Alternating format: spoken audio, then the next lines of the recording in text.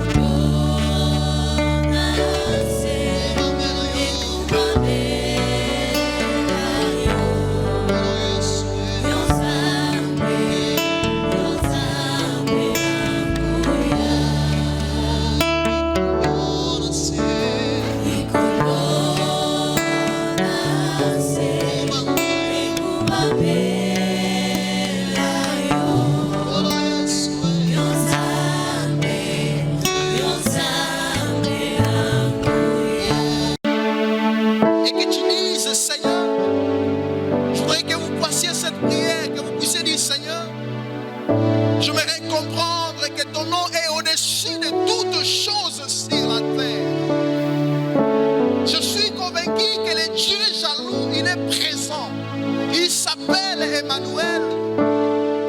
Et ce matin, il veut guérir certains parmi nous. Et ce matin, il veut restaurer certains parmi nous. Je voudrais qu'on reste calme. Je voudrais qu'on reste calme. Et ce matin, Dieu veut toucher les...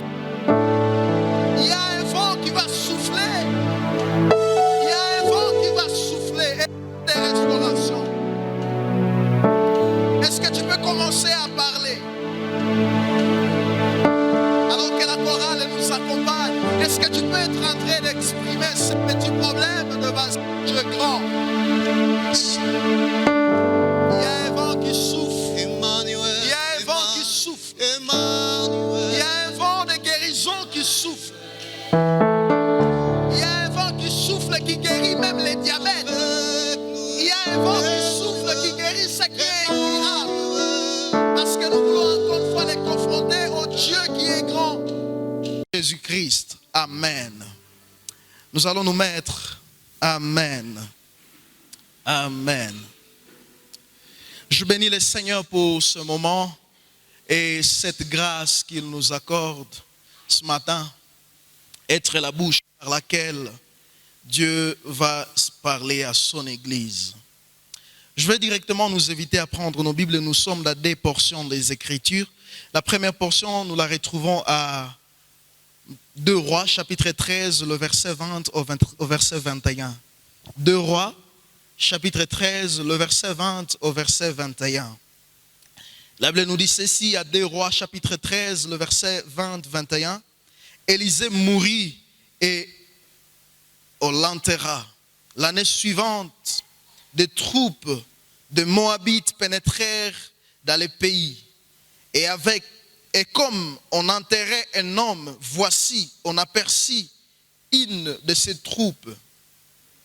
Et l'on jeta l'homme dans le sépulcre d'Élisée. L'homme alla toucher les os d'Élisée et il y reprit vie et s'éleva sur ses pieds. La deuxième portion des Écritures, nous la retrouvons à 2 Rois, toujours, le chapitre 2, le verset 9 au verset 10. 2 Rois, le chapitre 2, le verset 9 au verset 10, la Bible nous dit ce qui suit. Lorsqu'ils eurent passé, Élie dit à Élisée, demande ce que tu veux que je fasse pour toi, avant que je ne sois enlevé d'avec toi. Élisée répondit, qu'il est sur moi, je te prie une double portion de ton esprit. Élie dit, tu me demandes une chose difficile, mais si tu me vois pendant que je serai enlevé d'avec toi, cela t'arrivera ici. Sinon, cela ne t'arrivera pas. Bien-aimés dans le Seigneur, ce matin, nous voulons parler des thèmes qui est dans la suite de ce que nous avons vu depuis plus de mois. Nous sommes en train de tourner autour de la succession comme grand thème au sein de cette église. Mais il a plu au Seigneur que ce matin, nous puissions parler de la demande d'un bon successeur. La demande d'un bon successeur. Il est vrai que chaque homme, chaque créature, face à une telle opportunité, où on te dit, demande la chose que tu veux. Je suis convaincu que la plupart d'entre nous, alors que vous connaissez que la personne qui vous parle est en train de partir, la plupart d'entre nous courent derrière les choses matérielles. La plupart d'entre nous courent derrière les faits qui sont naturels. J'ai encore bonne souvenance de ce qui s'est passé il y a quelques mois à l'hôpital général de Kitatumba, alors qu'on était en train d'accompagner une personne qui était à l'agonie. Il était sous oxygène pendant plus d'une semaine. Et moi, en tant que psychologue, certains sont venus, le membre de la famille, d'abord les enfants sont venus devant moi et me demandaient si au moins je peux avoir un entretien avec leur père, leur demander ce qu'il a laissé à la banque. Plus tard, une journée après, je verrai même leur mère qui s'est liée aux enfants. Elle est venue vers moi et dire que l'oxygène était cher et qu'on devait enlever cela afin que celui qui était malade ne puisse pas partir avec tout l'argent. Ce qui est vrai est que notre nature attaque humain. À de pareilles circonstances, nous courons derrière les choses qui sont matérielles. Mais ce qui m'étonne, c'est l'expression que va faire la demande de celui qu'on appelle le successeur. Il va dire ce qui suit. Il dit, donne-moi la double portion de toi-même. Donne-moi la double portion de toi-même. La double portion de lui-même. Pourquoi? Nous allons comprendre dans la suite de ce message pourquoi Élisée a demandé la double portion. Je disais tantôt que le thème de ce matin, c'est la demande de bons successeurs.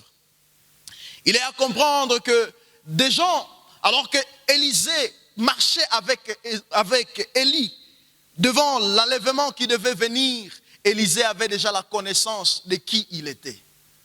Élisée avait déjà la connaissance de qui il était. Et là, je relevais une de grandes vérités. La première des vérités, bien-aimés dans le Seigneur, est que entre l'appel ou la vocation et l'accomplissement, je dis encore, entre l'appel ou la vocation et la réalisation, il y a toujours ce temps qu'on appelle l'école d'accomplissement. L'école d'accomplissement. Pourquoi je dis cela? Parce que d'abord, on sait qu'Élisée n'a pas demandé d'être successeur d'Élie. Ça, c'est un. Mais c'est Élisée lui-même, c'est Élie lui-même, alors qu'il a vu la tâche qui était pénible. Lorsque vous lisez 1 Roi chapitre 19, à partir du verset 19 au verset 21, nous voyons une personne qui est inconnue. Une personne totalement inconnue venir devant Élisée alors qu'il faisait les chants de son père, lui jeter un manteau. Et ce qui m'étonne, il n'a pas dit un mot à Élisée, mais il a seulement jeté les manteaux. Mais ce qui m'étonne également, c'est la réaction que va afficher Élisée à l'égard d'Élie. Quand vous lisez le verset 19, le verset 20a, la Bible nous dit ceci: après que Élie ait jeté le manteau sur Élisée, Élisée a fait une première des choses. Élisée a quitté ses bœufs. Et le verset 21b nous dit: puis il s'est levé et il a suivi Élie et il fit à son service.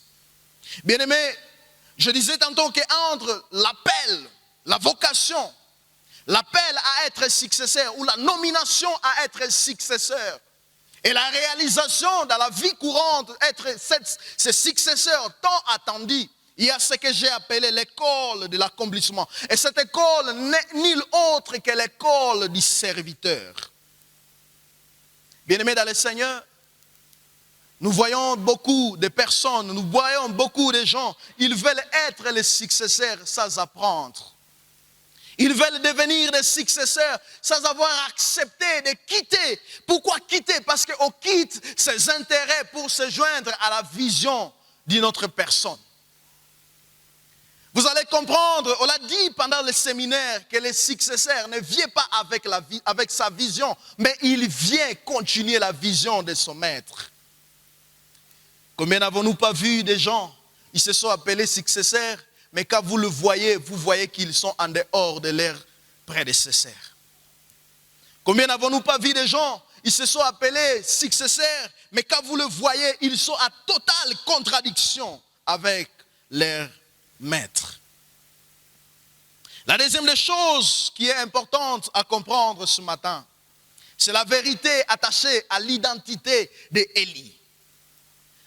Qu'est-ce que donc ce que je voudrais dire? Il est plus facile de succéder à une personne faible qu'à une personne tellement puissante. Si la succession, c'est quelque chose que nous tous, nous pouvons attendre, bien-aimés dans le Seigneur, je dirais, il est plus facile de succéder à une personne qui n'a pas réussi que de succéder à une personne qui a tellement réussi. Pourquoi? Parce que tout ce que tu fais, on te comparera avec ton prédécesseur. Tout ce que tu réalises, on te comparera avec ton prédécesseur. Je suis convaincu avec vous que tout ce que la présidente de Tanzanie fait actuellement, elle est comparée avec Magufuli. Bien aimé, je voudrais parler à cette génération qui veulent être des successeurs. Ne courez pas derrière la succession si vous n'êtes pas à mesure. Regardez la personne que vous voulez succéder. La succession n'est pas seulement une position, mais la succession, c'est une responsabilité. La succession, ce n'est pas seulement le fait d'exercer un pouvoir sire, mais la succession, c'est la continuité de la vision. Mais la question que je me pose, Élisée, pourquoi quitter ta vie aisée? Tu étais en train de faire les champs de ton père. Tu avais ta vie privée. Pourquoi suivre un inconnu? Pourquoi suivre un inconnu? Qui est donc Élie? Qui est donc Élie? Quand on lit la Bible, on comprend que Élie apparaît pour la première fois en 1 Roi chapitre 17, le verset 1er. Et on voit réellement qu'Élie est sorti de nulle part. On ne connaît pas son père, on ne connaît pas même sa famille. La Bible dit seulement qu'Élie, il est le Tichidite. Recherchez les Tichidites, recherchez ce peuple, vous ne les trouverez pas. Il est sorti de nulle part. Mais ce qu'on peut réaliser quand même s'il est sorti de nulle part, il a taillé son nom au travers quelques valeurs. Il a taillé son nom au travers ses exploits. Mais il a aussi taillé son nom au travers son intégrité et sa fidélité envers Dieu. Et là, je voudrais dire à la base que si ce message est regardé dans l'angle seulement spirituel, vous vous trompez des cas. Ce message parle aussi de tout ce que nous faisons dans la société. Alors que Élie, il a été inconnu, cette personne qui est inconnue, mais à cause de ses exploits, il sera connu même devant le roi. Qui est donc Élie? Élie, c'est cette personne qui a le pouvoir de parler à l'environnement. Nous le voyons déjà au chapitre 17, alors que à cause seulement de sa simple parole, il décide qu'à 3 ans et demi, il n'y aura pas de pluie. Et il y a pluie de pluie. Nous le voyons, pas seulement à ce niveau, nous le voyons quand vous lisez le chapitre 18, vous comprenez avec moi que c'était un homme du feu. C'est un homme qui peut décider que le feu descende et que le feu obéit. Nous le voyons quand vous lisez la suite de ce chapitre. À 2 Rois, avant même son enlèvement, à 2 Rois chapitre 1er, le verset 9 au verset 10, nous le voyons alors que des personnes, 50 personnes d'abord sont venues, ils étaient en contradiction avec lui. Il a seulement fait un clac et le feu est descendu sur les 50 personnes. Dans la suite, quand vous lisez le verset 10, on nous parle d'une deuxième portion de personnes qui vont venir encore une fois, 50, et les mêmes choses vont se passer. Et écoutez la parole qu'il dit. Si je suis un homme de Dieu, que le feu descende du ciel. On voit toujours cette expression d'Élie dans ses discours. Chaque fois qu'il veut faire quelque chose, il dit, si je suis un homme de Dieu. On voit Élie comme cette personne qui connaissait son ministère, il connaissait ce qu'il était appelé à faire. Il ne s'arrête pas à ce niveau. Lui-même, qui même la mort a obéi. Il arrive dans une famille et il rencontre un enfant qui est décédé et qu'à cause de ce qu'il a fait, l'enfant ressuscite. Là, nous sommes en 1 Roi, chapitre 17, le verset 17 au verset 23. Si je nous donne ce paramètre, ou si je nous donne ce CV qu'avait Élie, c'est pour vous montrer que c'est difficile de succéder à une telle personne. C'est pas comme nos parents, nos familles. Nous avons ici des familles où il y a eu des parents qui sont venus de nulle part. Mais après les années, ils ont taillé leur nom dans la ville de Butembo. C'est pas comme les parents qui sont venus de nulle part, ils sont venus de l'Odébar, un peu comme on peut le dire. Mais à cause de leur intégrité, à cause de leur amour pour servir, à cause de leur intérêt à voir la transformation dans cette ville, ils se sont donnés. Et malheureusement, après leur mort, on n'a rien vu. Ce sont les noms de pères qui restent. Gloire au Seigneur pour certains. Après leur départ, leurs enfants continuent à porter l'étendard de leur nom. Que Dieu vous bénisse si vous êtes là et que vous êtes parmi ces enfants. Je disais, c'est difficile de succéder à une personne qui a mieux fait. Et c'est ce qui me pousse à donner la troisième des vérités. La troisième des vérités est que entrer dans la réalisation de la promesse, il faut épris. C'est vrai, on a dit que tu es successeur. C'est vrai, même on t'a présenté devant les gens que tu es successeur. Mais pour porter cette identité de successeur, il faut le prix à payer. Le prix à payer. Le prix à payer. C'est ce que vous lisez quand vous lisez de Rois chapitre 2. Alors que Élisée venait de faire la demande, il dit ce qui suit. Écoutez ce qu'il dit. Il dit qu'il est sur moi, je t'ai pris une double portion de ton esprit. Élisée, pourquoi une double portion de l'esprit d'Élie? Élisée va me répondre par deux choses. La première des choses, il dit, David, est-ce que tu sais que la tâche qui m'attend n'est pas facile? Parce que chaque fois que je ferai quelque chose, on me comparera à Élie. La deuxième des choses que Élisée veut me dire, il veut me dire ce qui suit, qui est un principe biblique. Il veut dire ceci. Le successeur est appelé à faire plus que son maître dans l'humilité. Je répète, le successeur est appelé à faire plus que son maître, et cela dans l'humilité. Je répète bien, dans l'humilité. Vous allez comprendre cela avec Jésus-Christ quand vous lisez Jean chapitre 14, le verset 12. Alors que Jésus-Christ, il veut léguer le pouvoir de la mission à ses disciples. Écoutez ce qu'il dit. Il dit, celui qui croit à moi fera aussi, les œuvres que je fais. La première des choses, bien-aimés dans le Seigneur, en tant que successeur, vous faites comme le maître a fait. Vous réalisez les choses comme le maître. Vous voyez les choses comme voit le maître. Vous regardez, vous analysez les choses comme le maître. La deuxième des choses, il dit ce qui suit, et ils en feront de plus grandes. Ils en feront de plus grandes. Élisée a compris ce principe, bien-aimé dans le Seigneur, qu'être successeur, si vous ne faites pas des choses comme, ou si vous ne faites pas les choses plus que, c'est que vous êtes un mauvais successeur. Mais pour être un bon successeur, je disais tantôt, Élisée, il y a un prix à payer. Et c'est pour cela que quand vous lisez le verset 10, Élie a répondu à Élisée. Écoutez ce que Élie a dit. Tu me demandes une chose difficile. Tu me demandes une chose difficile. Tu me demandes quelque chose que tu ne sais pas le prix à payer pour ça. Et quel est donc le prix à payer? Il y a 4 choses que j'ai appelé le prix à payer. La première des choses, il dit ce qui suit.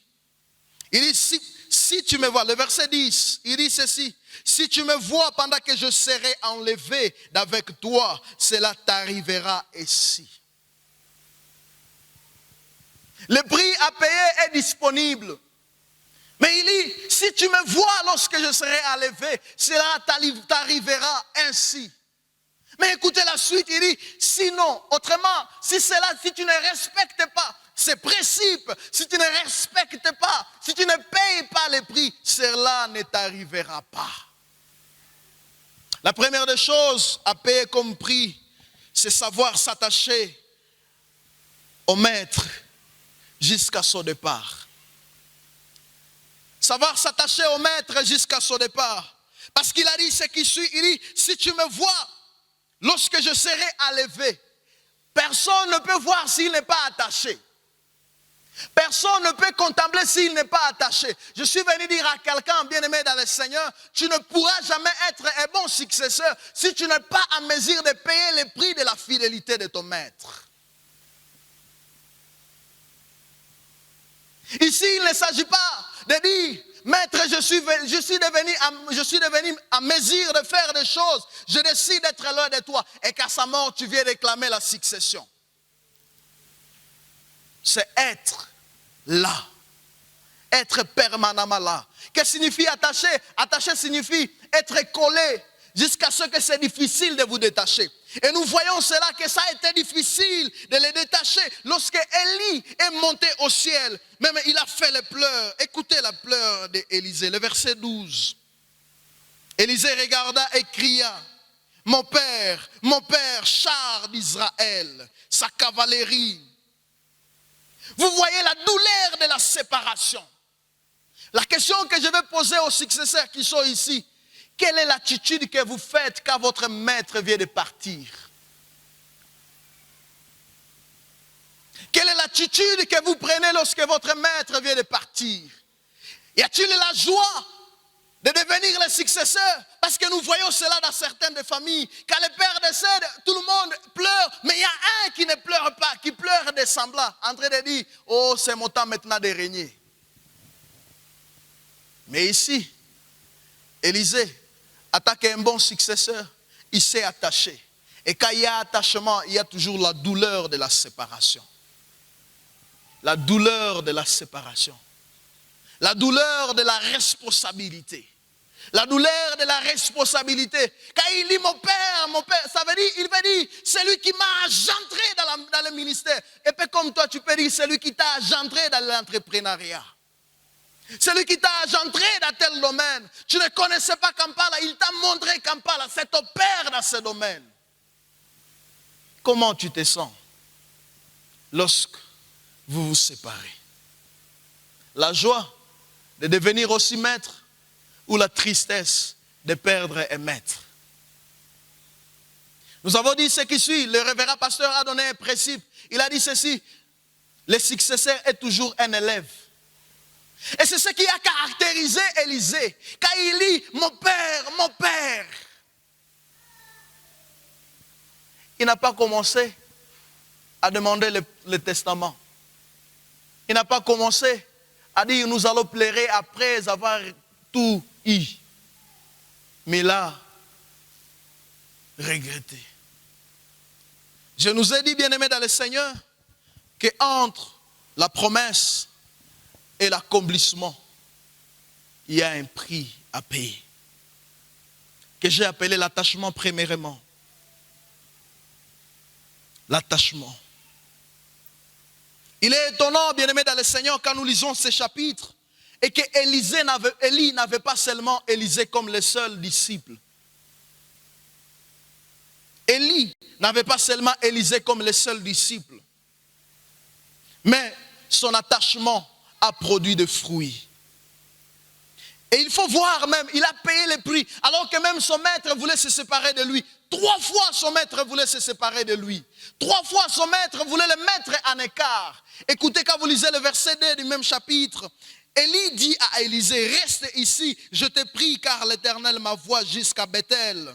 Élisée répondit, l'Éternel est vivant et ton âme est vivante, je ne te quitterai point. Et ils descendirent à Bethel. On lui a donné l'opportunité de rester comme tout autre disciple. On lui a donné l'autorité de faire comme tout autre disciple. Parce que quand vous lisez le verset 3, on comprend que les disciples avaient la même information. La même information, mais la même information n'a pas produit le même effet. Le verset 3, écoutez ce que la Bible nous dit. Le fils des prophètes qui était à Bethel sortir vers Élisée et lui dire, sais-tu que l'Éternel enlève aujourd'hui ton maître? Il savait que c'était lui le successeur. On lui a dit, sais-tu qu'aujourd'hui le Seigneur, l'Éternel enlève notre maître? Mais ils disent ton maître. Bien-aimés dans le Seigneur, je voudrais dire une grande de vérité. Même lorsque vous saurez que vous êtes successeur, ne vous prononcez pas successeur. Je répète. Même lorsque vous savez que vous avez déjà été nommé successeur, ne vous prononcez pas successeur avant que la succession n'arrive. J'aime la réponse de cette personne. Écoutez la partie B, la réponse d'Élisée. Je le sais, taisez-vous. Parfois, les successeurs ont cette qualité. Ils ne parlent pas de la succession, mais ils parlent du service. Le problème qui te tue, bien-aimé dans le Seigneur, avant que tu n'atteignes la succession, c'est parce que tu as voulu montrer que tu étais un successeur alors que le maître était encore là. Je reviens dans l'histoire de David. David est oint comme roi d'Israël. Et quand il est oint, ça veut dire qu'il est le roi. Ça va?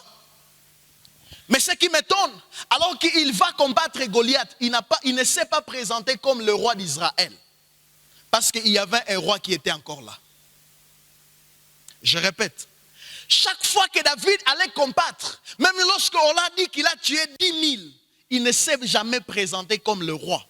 Parce qu'un roi était encore là.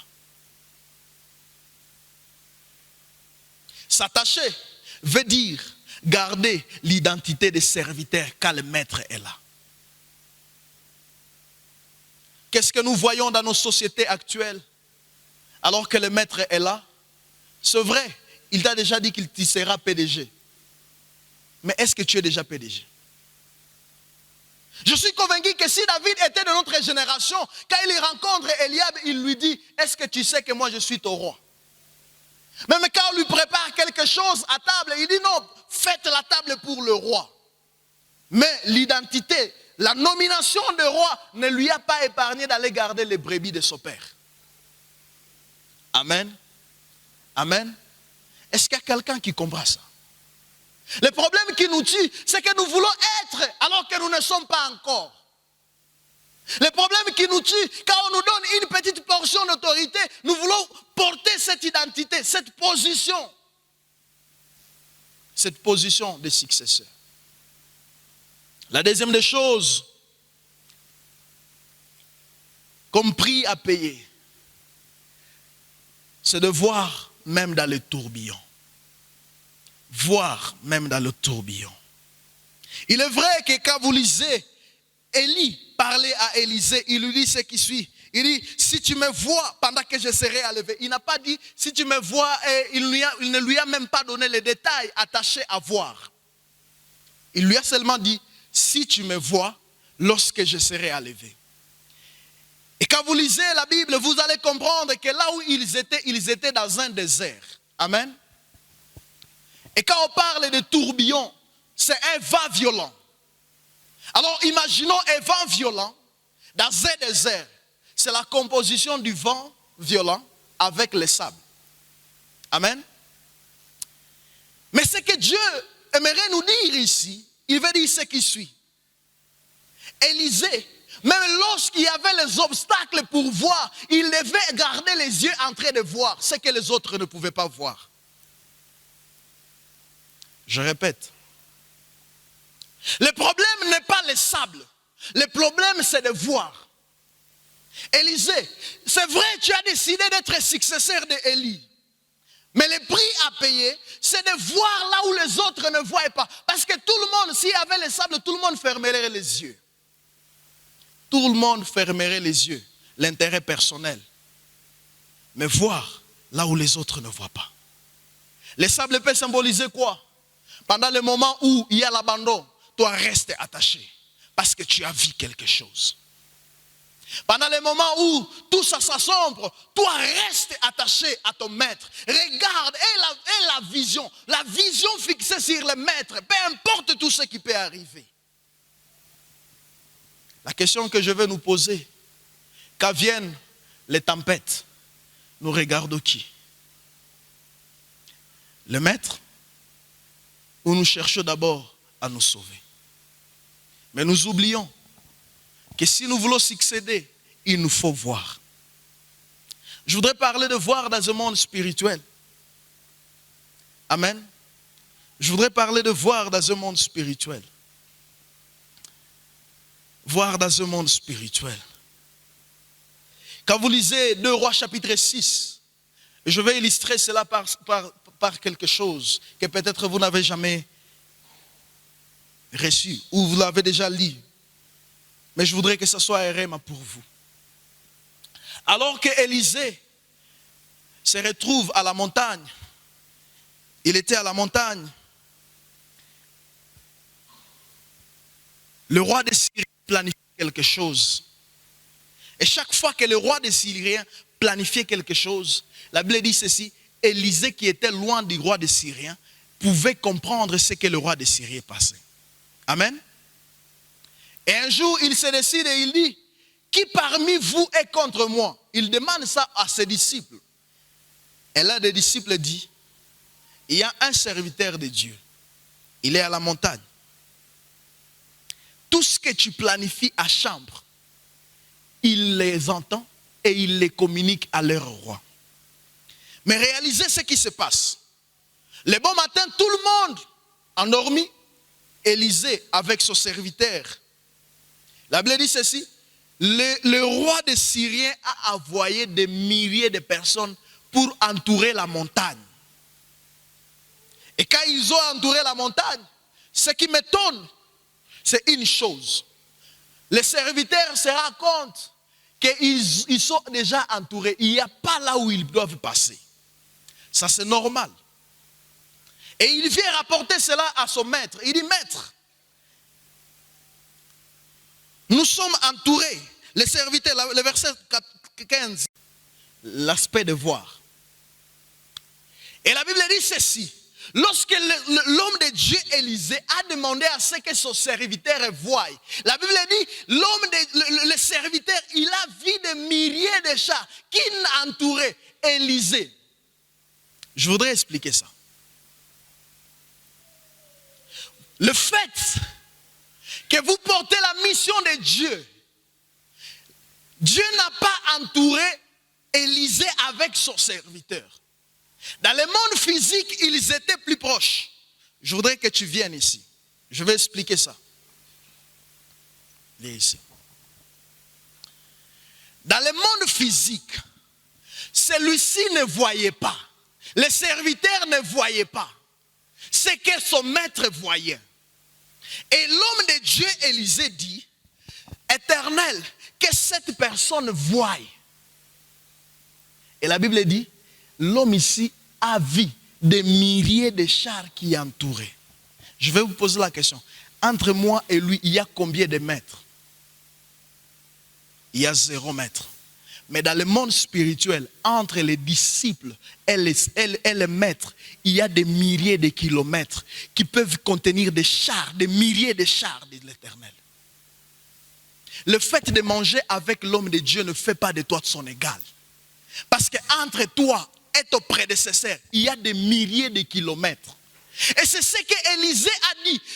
Et ce qu'Élie a dit, si tu me vois lorsque je serai enlevé, autrement, si tu me vois dans ma gloire, retour. Le problème n'est pas seulement de voir, mais c'est de voir là où tout le monde ne voit pas. Je parle dans un monde spirituel. Le problème, ce n'est pas de voir le révérend Calipe, mais c'est de le voir là où les autres hommes ne le voient pas. Le problème n'est pas de voir le pasteur fidèle, mais c'est de le voir là où les autres hommes ne voient pas. Parce que ce que les autres hommes ne voient pas, c'est ce qui t'attachera à lui. Quelqu'un ne comprend pas. Ce que les autres ne voient pas, c'est ce qui t'attachera à ton maître. Là où les autres ont vu l'enlèvement, lui, il a vu la succession. Ah, quelqu'un ne me comprend pas. Là où les autres disciples ont vu l'enlèvement, mais lui, il a vu la double portion que les autres n'ont pas vu. Le problème qui nous arrête, qui nous amène à jouer avec les hommes de Dieu, c'est parce que nous les prenons comme nos frères. Mais nous ne les voyons pas dans le monde spirituel.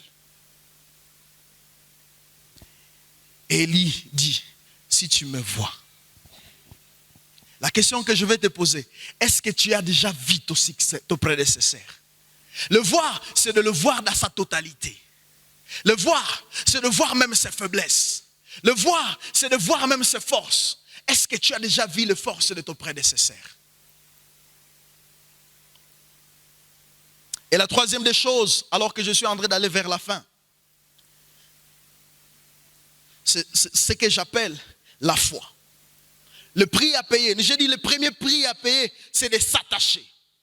Le deuxième prix, c'est de voir, de continuer à voir, même lorsqu'il y a des obstacles. Voir ce que les autres ne voient pas, comprendre ce que les autres ne comprennent pas, réaliser ce que les autres ne réalisent pas, voir au-delà du physique.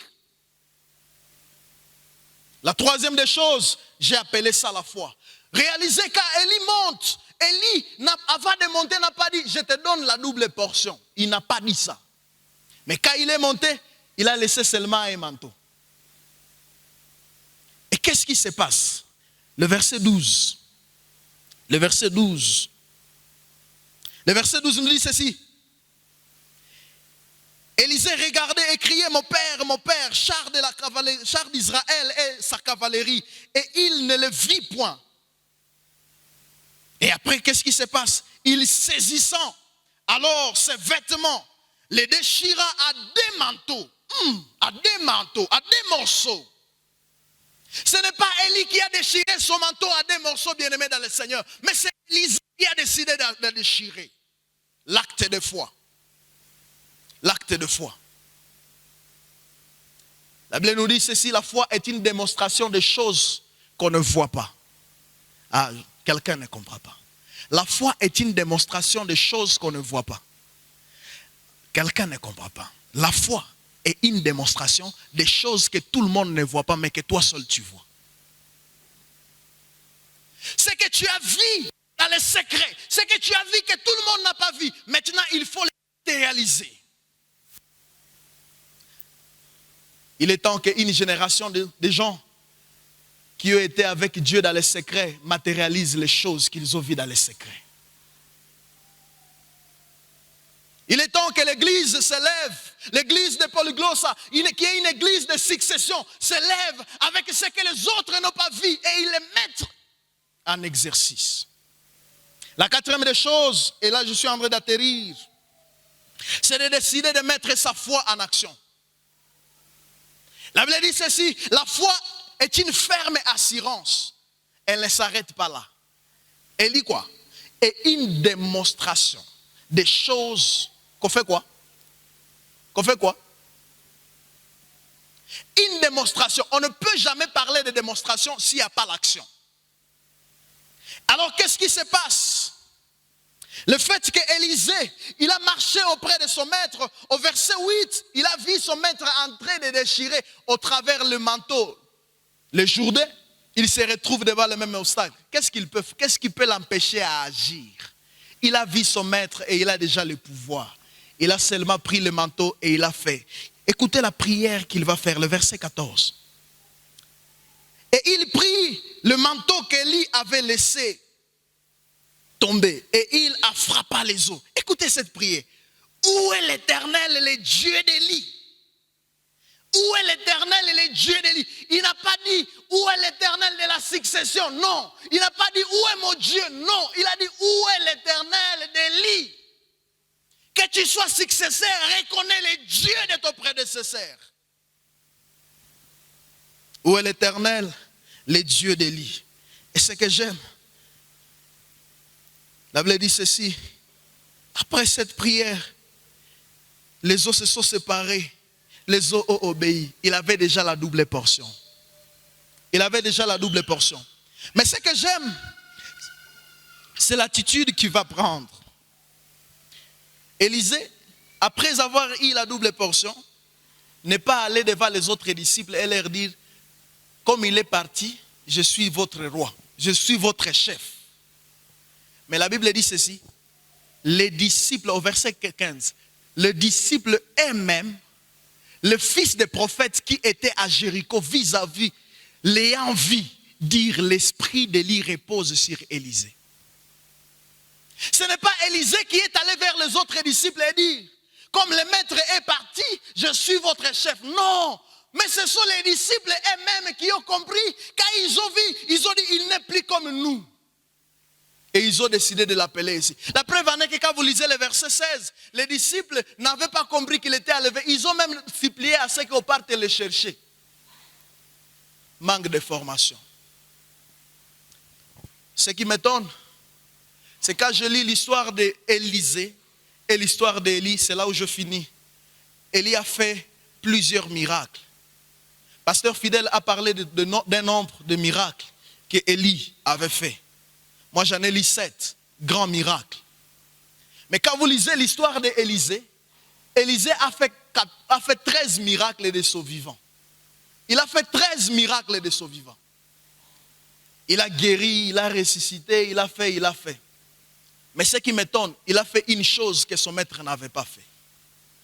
Et la Bible nous dit ce qui suit. Quand vous lisez 2 Rois chapitre 13, alors qu'il était déjà mort, il y a quelque chose qui va se passer. Il y avait une guerre et on va amener quelqu'un qui est mort. Et comme il n'y avait pas moyen de l'enterrer, on va le jeter dans le sépulcre d'Élisée. Et ce qui m'étonne, de la même façon qu'il a été directement en contact avec les os, on n'a pas dit Élisée, on a dit les os d'Élisée. De la même façon qu'il a été en contact avec les ossements d'Élisée, l'homme est ressuscité. Ah, c'est quoi ça? C'est l'ADN de la double portion. Dieu est fidèle, même lorsque tu mourras. S'il t'a promis une chose, même ta tombe peut faire un miracle que les gens ne comprennent pas. Dieu est fidèle, même lorsque tu partiras, ton nom peut faire un miracle que ta vie n'a pas fait. J'aime la Bible. Quand vous lisez l'histoire de Jésus, alors que j'appelle le pasteur, le pouvoir de la succession. Le pouvoir de la succession. Le successeur fait plus que son maître. Mais il le fait dans l'humilité. Il le fait dans l'humilité. Parce qu'il y reconnaît que par ces 4 sacrifices qu'il a fait, il a été taillé à l'humilité. S'attacher, ça demande l'humilité. Voir là où les autres ne voient pas, ça t'amène à être humble. Parce que quand vous êtes avec la personne dans le physique, vous vous enorgueillissez parce qu'il est votre proche. Mais le fait que je le vois dans le monde spirituel, ça m'amènera à l'humilité envers lui. La troisième des choses, la foi. La foi n'appartient qu'aux gens qui sont humbles. Et la dernière des choses, même lorsque tu feras plus que ton maître, reste humble. La question que je nous pose, nous qui sommes ici, que nous voulons être des successeurs, sommes-nous prêts à payer les prix? Sommes-nous prêts à payer les prix? Ma prière est que ce message ne soit pas seulement théorique, mais que ce soit notre vie de chaque jour. Que Dieu nous bénisse.